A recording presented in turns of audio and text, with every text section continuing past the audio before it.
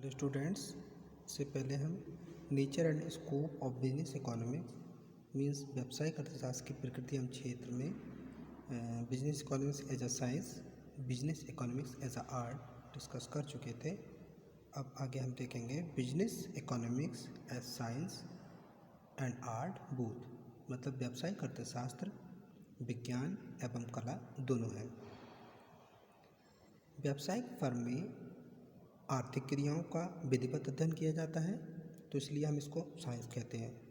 इसके अलावा decision making और फोरकास्टिंग के लिए आवश्यक तथ्यों और समंकों का कलेक्शन, उनका क्लासिफिकेशन, उनका सीक्वेंस एनालिसिस भी किया जाता है, इसलिए भी व्यावसायिक अर्थशास्त्र विज्ञान है। व्यावसायिक अर्थशास्त्र में विज्ञान की दोनों ब्रांचेस का समावेश भी देखने को मिलता है।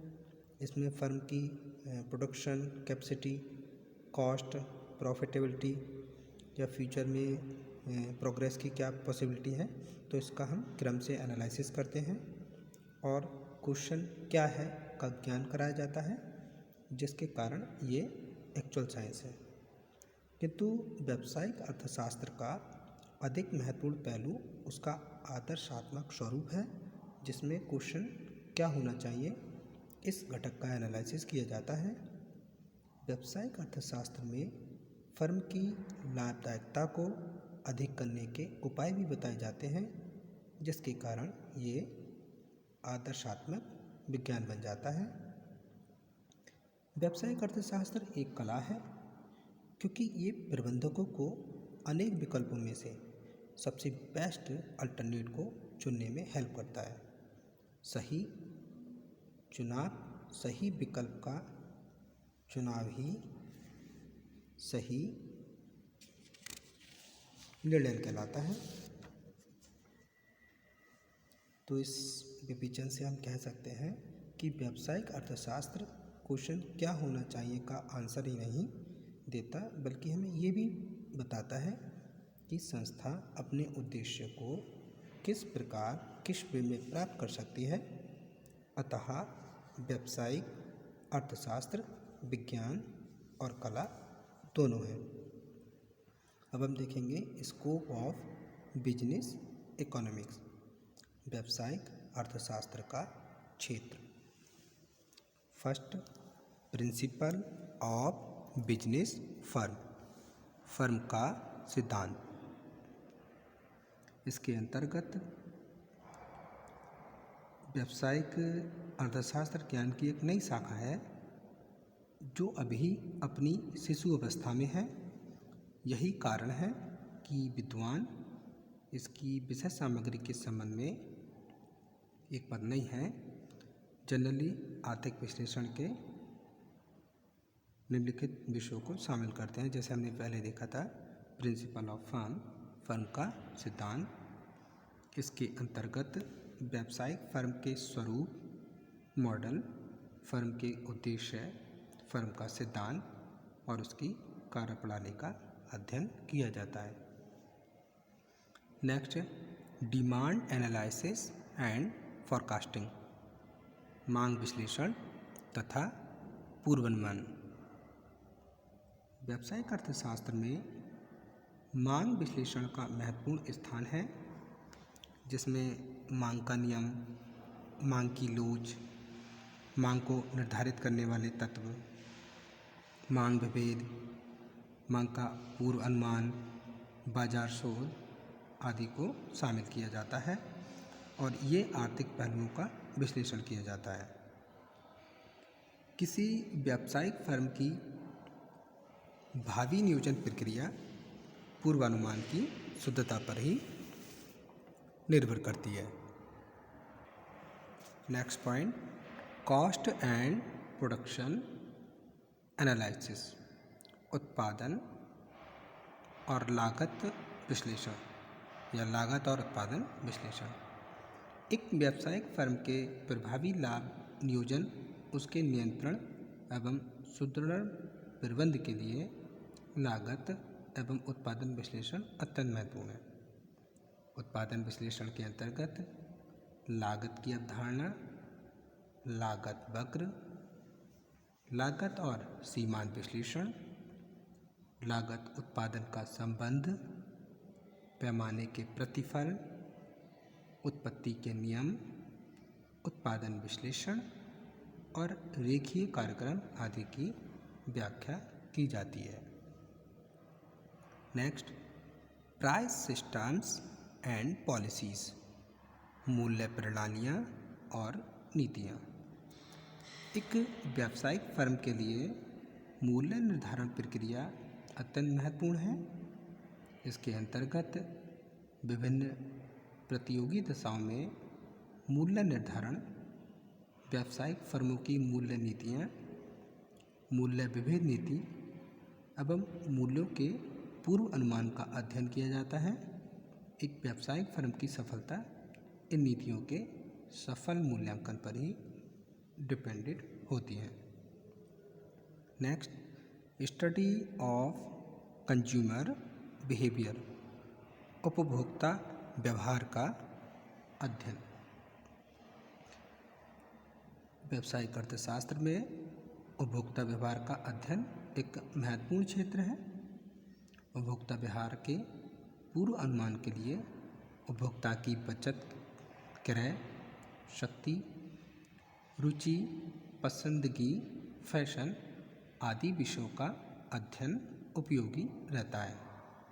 नेक्स्ट, प्रॉफिट मैनेजमेंट, लाभ का प्रबंधन। प्रत्येक उत्पादक और व्यावसायिक फर्म का उद्देश्य लाभ को मैक्सिमम करना होता है। एक फर्म का लाभ उसकी लागत एवं आगम दशाओं के आधार पर किया जाता है, किंतु अनिश्चितता के वातावरण में लाभ का पूर्वानुमान करना असंभव नहीं तो कठिन तो है।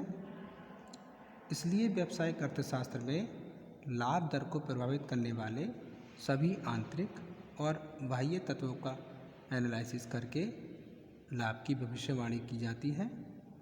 इसके अंतर्गत लाभ की प्रकृति और उसके माप, लाभ की नीतियाँ, लाभ का क्या दर है, लाभ का नियोजन और पूर्व अनुमान आदि का अध्ययन किया जाता है।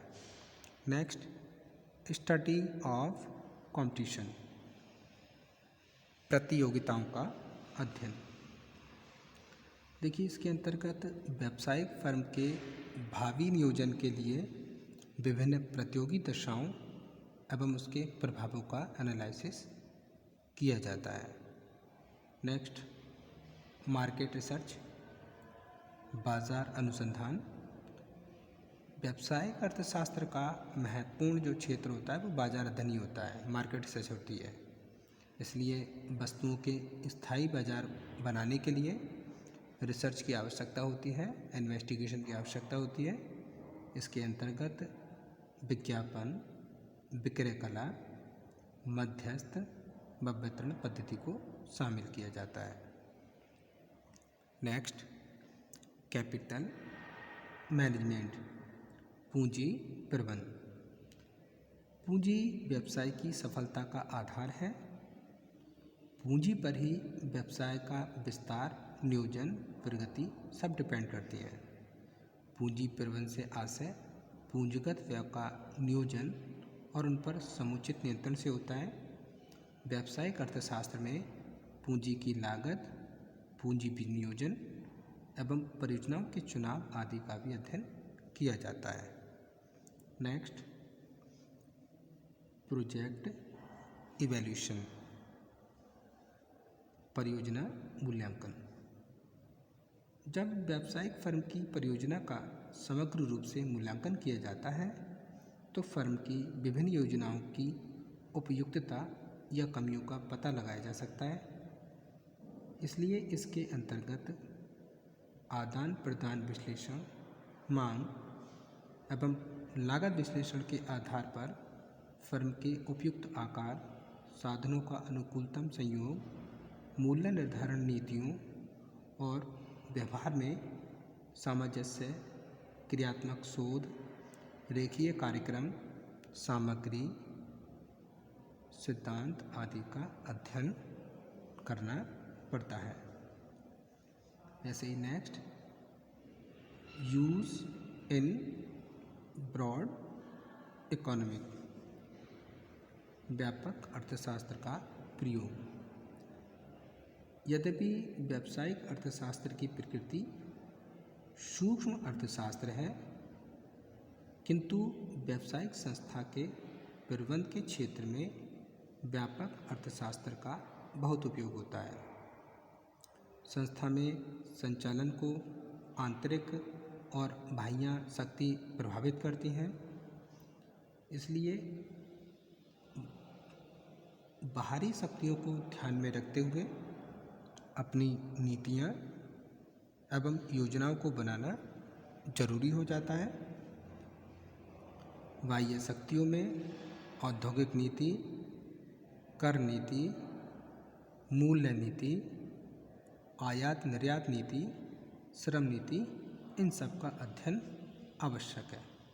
इन शॉर्ट हम कह सकते हैं कि संस्था के संचालन को आंतरिक और बाह्य शक्ति जो प्रभावित करती हैं, आंतरिक शक्ति पर तो हमारा नियंत्रण रहता है, जबकि बाह्य जो शक्तियाँ होती हैं वो हमारे नियंत्रण से बाहर होती हैं।